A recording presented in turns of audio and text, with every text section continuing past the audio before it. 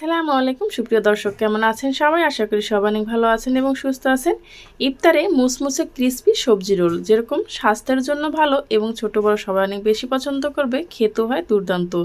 সন্ধ্যায় আমরা দেখা যায় সবাই কিন্তু ভাজাপুরি খেতে বেশ পছন্দ করি। তার ভিতরে যদি পেঁয়াজ ও আলুর চপ, ডিম চপের মাঝখানে এরকম একটা সবজি রোল থাকে, তাও আবার ক্রিসপি, তাহলে কিন্তু মন্দ হয় না। চলুন দেখে নিই আমি এই সবজি রোলটা কীভাবে তৈরি করলাম।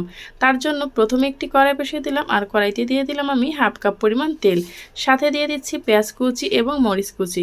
এখন আমি পেঁয়াজ এবং মরিচটাকে হালকা করে একটু ভেজে নেব। যেহেতু আমি সবজি রোল তৈরি করব, এই পেঁয়াজটাকে কিন্তু বেশি ভাজার প্রয়োজন নেই, অল্প ভেজে নিলেই কিন্তু এটা হয়ে যাবে। সন্ধ্যা ইফতারিতে এরকম একটা সবজি রোল থাকলে সবাই অনেক বেশি পছন্দ করবে। এখন আমি এখানে দিয়ে দিলাম গাজর কুচি। আমি এখানে গাজর কুচি দিয়ে হালকাভাবে একটু নেড়েচেড়ে মিশিয়ে নিচ্ছি।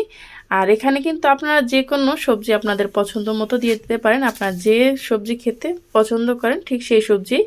চাইলে আপনারা এখানে কিন্তু ডিম ভেঙেও দিতে পারেন, অথবা মাংস কুচি কুচি করেও এখানে দিয়ে দিতে পারেন, তাহলে কিন্তু সেটা খেতে আরও বেশি ভালো লাগবে।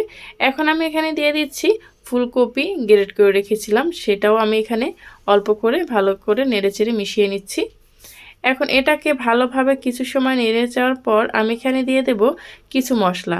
এখানে আমি দিয়ে দিচ্ছি হালকা করে হলুদ গুঁড়ো, লবণ, জিরা এবং ধনিয়া গুঁড়ো। তারপর ভালোভাবে এটাকে আবার একটু মিক্স করে নিচ্ছি।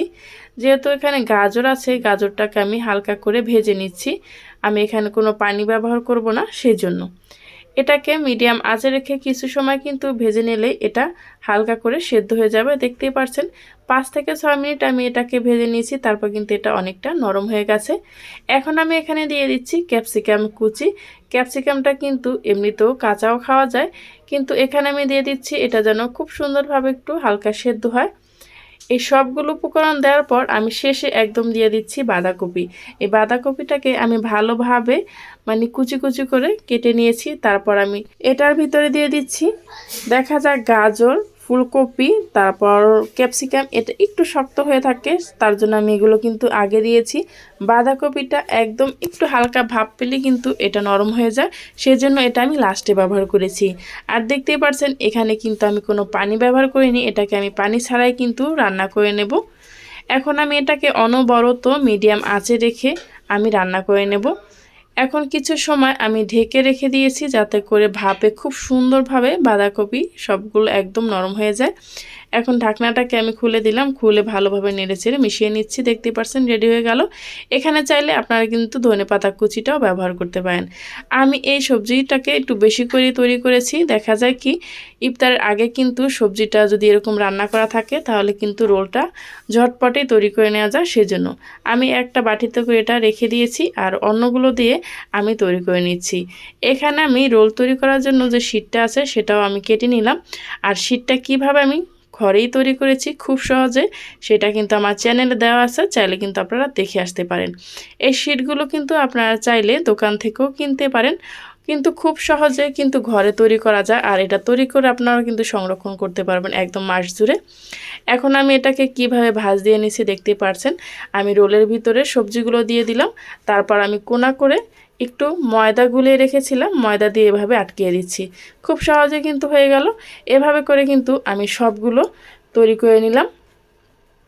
আপনারা চাইলে কিন্তু এগুলোকে একদম ডিপ ফ্রিজে করেও রেখে দিতে পারেন, একদিন বেশি করে তৈরি করে।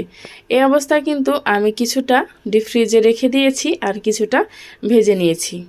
আর এটা ভাজার পর এতটা ক্রিস্পি হয়, সেটা কিন্তু আপনারা বাসায় তৈরি না করলে বুঝতেই পারবেন না। এখন আমি দিয়ে দিচ্ছি কড়াইতে পর্যাপ্ত পরিমাণ তেল, আর আমি রোলগুলোকে দিয়ে দিচ্ছি। তেলটা যখন মিডিয়াম গরম হয়ে আসবে, তখন কিন্তু আমি সবগুলো রোল দিয়ে দিচ্ছি। অবশ্যই কিন্তু মিডিয়াম আঁচে রেখে রোলগুলোকে ভেজে নিতে হবে, তা না হলে কিন্তু উপর থেকে কালার চলে আসবে, কিন্তু উপরে যে শীটটা আছে রোলের সেটা কিন্তু ক্রিস্পি হবে না। তাই মিডিয়াম আঁচে রেখে এটাকে ভেজে নিতে হবে। এটা কিন্তু আপনারা যেটা ফ্রোজেন করে রেখে দেবেন, সেটা কিন্তু ইফতারে 10 মিনিট আগে ফ্রিজ থেকে নামিয়ে শুধু ভেজে নিলেই কিন্তু হয়ে যাবে। অথবা আমি যেভাবে করে সবজিটাকে রেখে দিয়েছি, ইফতারের আগে কিন্তু এটাকে বানিয়ে কিন্তু খুব সহজে আপনি খেতে পারবেন, সেটাও কিন্তু ঝামেলা কম হবে। আর প্রতিদিন দেখা যায় সবজি তৈরি করে তারপর এই রোলগুলো বানানো কিন্তু অনেকটাই ঝামেলা হয়। তাই আগে থেকে যদি শীট এবং সবজিটা তৈরি করে রাখা যায় তাহলে কিন্তু খুব সহজে এটা ইফতারের আগে বানিয়ে নেওয়া যায়। এই তো খুব সুন্দরভাবে আমি এটাকে ভেজে নিয়েছি, আর দেখতেই পারছেন কতটা সুন্দর কালার এসেছে আর কতটা ক্রিস্পি হয়েছে, সেটা আপনারা বাসায় তৈরি করলে বুঝতে পারবেন। এই তো এভাবে করে সবগুলো ভেজে আমি একটি টিস্যুর উপরে এটাকে উঠিয়ে নিচ্ছি। যদি হালকা তেলটা থাকে সেটা কিন্তু টিস্যুর ভিতরে শুষে যাবে। এই তো রেডি হয়ে গেল আমার ঝটপট ভেজিটেবল রোল। এখন আপনারা এটা কিন্তু এমনিতেও খেতে পারেন অথবা সসের সাথেও এটা পরিবেশন করতে পারেন। গরম গরম এটা খেতে একদম দুর্দান্ত হয়। আর এটা আমি সসের সাথে পরিবেশন করেছি, আপনারা চাইলে এমনিতেও খেতে পারেন। আর এটা ভিতরটা কতটা সুন্দর আর কতটা পারফেক্ট হয়েছে আপনাদেরকে একটু ভেঙে দেখাচ্ছি। আমার এই ভিডিওটা যদি আপনাদের কাছে ভালো লেগে থাকে তাহলে প্লিজ চ্যানেলটি সাবস্ক্রাইব করে পাশে থাকা বেল আইকনটা ক্লিক করে রাখবেন। যারা ফেসবুক পেজ থেকে দেখছেন চাইলে পেজটি ফলো দিয়ে আমার সাথেই থাকতে পারেন। পরবর্তী ভিডিও নিয়ে আসা পর্যন্ত সবাই ভালো থাকবেন, সুস্থ থাকবেন। আল্লাহ হাফেজ।